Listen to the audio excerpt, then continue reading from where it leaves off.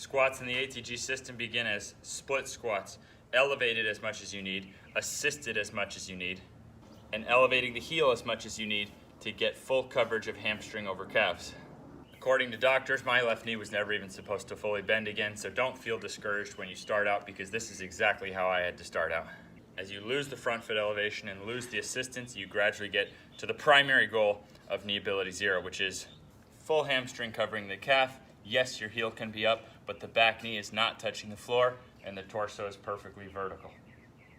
Doing reps like this should be pain-free, and a lot can be gained just from doing this with your own body weight alone. By gaining this pain-free ability on both sides, we then find in dents that a slant board squat on 2 legs all the way down feels great. Loading is optional in dents, and it's done with a dumbbell in front, because if your elbows go inside or hit your legs, it means your legs didn't actually handle the load. And this is allowed with up to 25% of your body weight in additional load. And at the same time as we use the slant board to get that full bend, we start working our ATG split squat towards getting the heel down. And I find that the stronger you are, the more loading may actually help you achieve that goal. So in dents, I even allow up to 50% of your body weight on your ATG split squat. All of this eventually results in the ability to squat ass to grass without rounding the back. To which you may add load, and to which I recommend adding bands to that top half, because the bottom half is actually gonna be the same difficulty, but the top you're stronger. I want you working the whole range.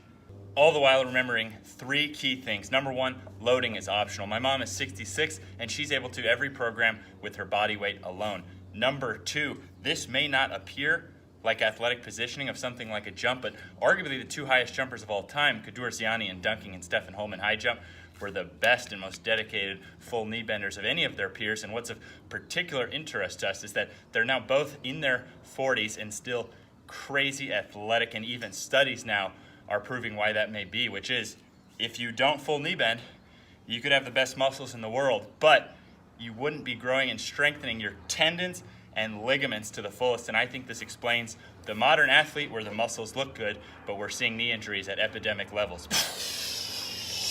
And 3, that even though I believe the squat is the king of exercises, the squat is only one component, and the secret to bulletproofing is being strong from one side to the other, as in the split squat, and from one side of each joint to the other side, as in your squat compared to your Nordic. Then how hard you can put force into the ground versus picking back up your own leg, because the glutes and hamstrings are great, but the number 1 difference between regular humans and elite sprinters is actually the size of the hip flexors.